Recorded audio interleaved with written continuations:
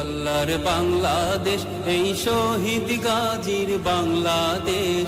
রহম করুন আল্লাহ, রহম করুন আল্লাহ, রহম করুন আল্লাহ, রহম করুন আল্লাহ। এই ওলি আল্লাহর বাংলাদেশ, এই শহীদ গাজীর বাংলাদেশ। রহম করুন আল্লাহ। আসসালামু আলাইকুম দর্শক, ধর্মীয় এবং দর্শন চ্যানেল থেকে আপনাদেরকে নিয়ে আসছি বাংলাদেশের চট্টগ্রাম জেলার জয়নগর চকবাজার। চট্টগ্রাম শহরের ভিতরেই এই জয়নগর চকবাজার জয়নগর। আমি আসছি বাগদাদিয়া খানকা শরীফ, যে শাহ আব্দুল হালিম আল মাদানী হুজুরের সংগৃহীত, মানে উনি যে মদিনা শরীফের খেদমতরত ছিলেন অনেক বছর, তাবারাকাতের ভান্ডারের মধ্যে আমি এখন আছি। তো হুজুর থেকে আমি শুনবো বিভিন্ন তাবারাকাত সংগ্রহের যেই মানে ঘটনাটা, সেই ঘটনাগুলো শুনবো এবং তাবারাকাতগুলো সম্পর্কে আপনাদেরকে আমি জানাবো। আমার সঙ্গে থাকুন, দেখতে থাকুন। আসসালামু আলাইকুম হুজুর, কেমন আছেন?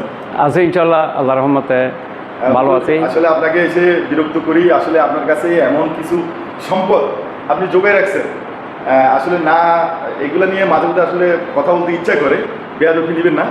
এই যে আমি আপনার পাশে আছে, আপনি এই যে এই জিনিসটা সম্পর্কে আপনি বলবেন যে আসলে মানে কেন, কিভাবে আপনি সংগ্রহ করছেন, একটু বিস্তারিতভাবে একটু জানতে চাচ্ছি আপনার মুখ থেকে।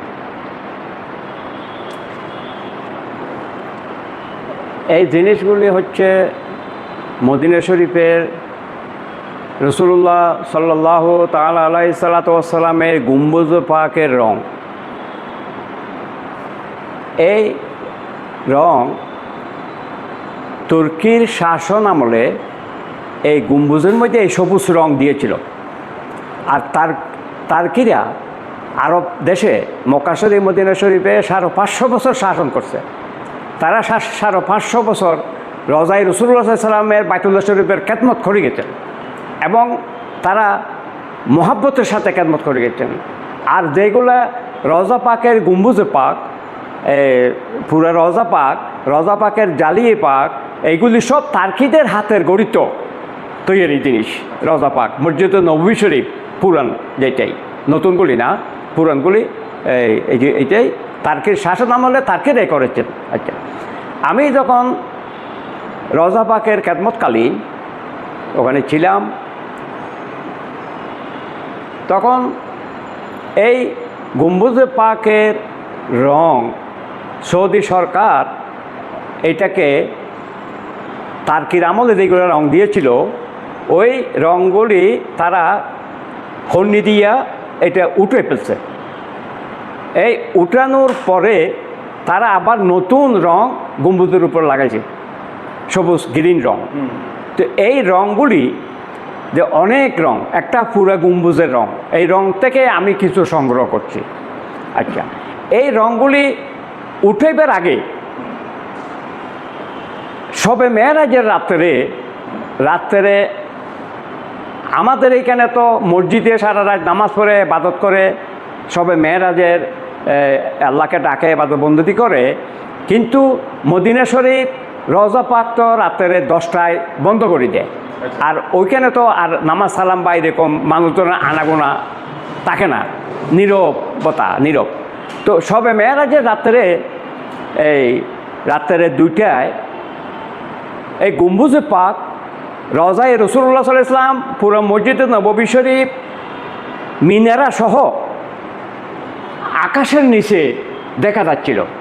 তখন পুরো মদিনাবাসী যারা ঘুমানো ছিল না, বাইরে ছিল, তারা আকাশের নিচে রওজায়ে রাসূলুল্লাহ সাল্লাল্লাহু আলাইহি ওয়াসাল্লাম দেখতে পাচ্ছে সবে মেরাজের রাত্রে 2টায়।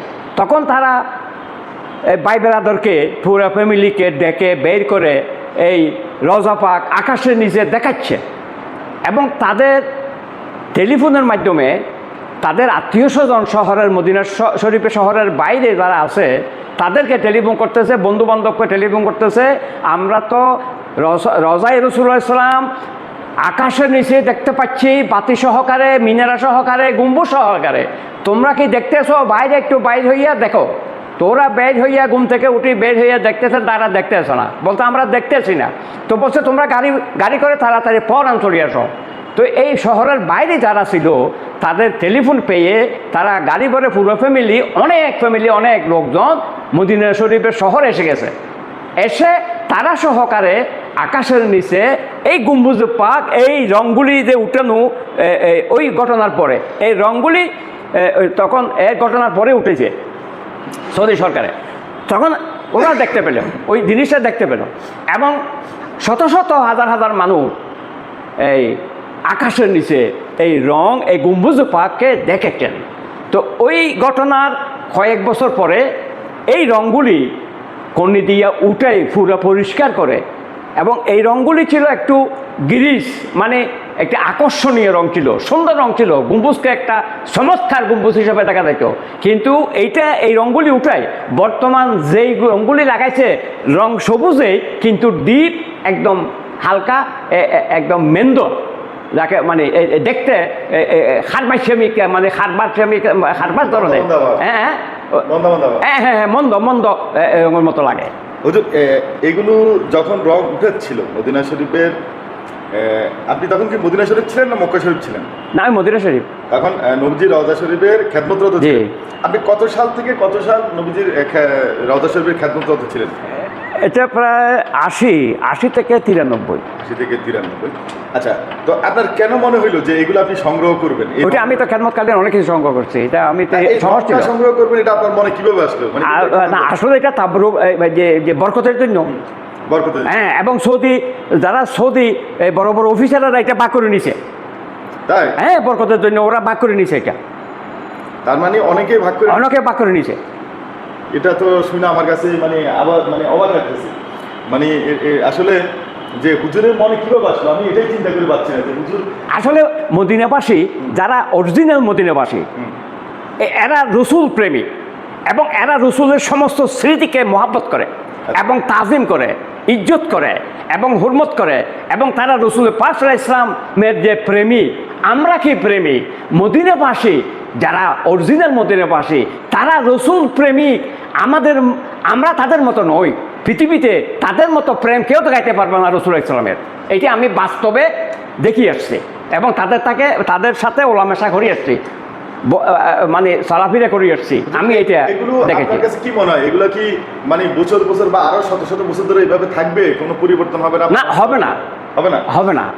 কারণ আমি দেখছি যে যেমন জমজমের পানি, এটা আপনি যদি কিয়ামত পর্যন্ত থাকে কিন্তু কোনো ডিসকলার বা কোনো রঙের পরিবর্তন বা কোনো গড়া আসবে না। কিন্তু আপনি পানি আপনি 1 মাস রাখেন গড়া হয়ে যায়। কিন্তু ঠিক রসুল পাক সাল্লাল্লাহু আলাইহি ওয়াসাল্লামের সাথে যেই সমস্ত জিনিসের নিসবত, সেইটা তাজা হোক, মৃত হোক, সেইটা মাটি হোক, সেইটা যে কোনো কিছু হোক, সেইটার কোনো পরিবর্তন, সেটার কোনো খারাপ কিয়ামত পর্যন্ত হবে না, অ্যাজ ইট ইজ থেকে যাবে। তাহলে হুজুর আশা করতেছেন এটা আপনি আনার সময় যেরকম ছিল এভাবেই আছে এবং কিয়ামত পর্যন্ত এভাবেই থাকবে। যে মাশাআল্লাহ, ঠিক আছে, হুজুরের কথা যে হুজুর নিজে এটা সংগ্রহ করছেন, এটাই হলো বড় ব্যাপার, হুজুর নিজে সংগ্রহ করা জিনিস। তো হুজুর এরকম শত শত তাবারাকাত সংগ্রহ করছেন, আপনাদেরকে আমি একে একে সবগুলোই দেখাবো এবং হুজুর থেকে জানবো যে প্রত্যেকটা তাবারাকাত সংগ্রহের পিছনের ঘটনাগুলো।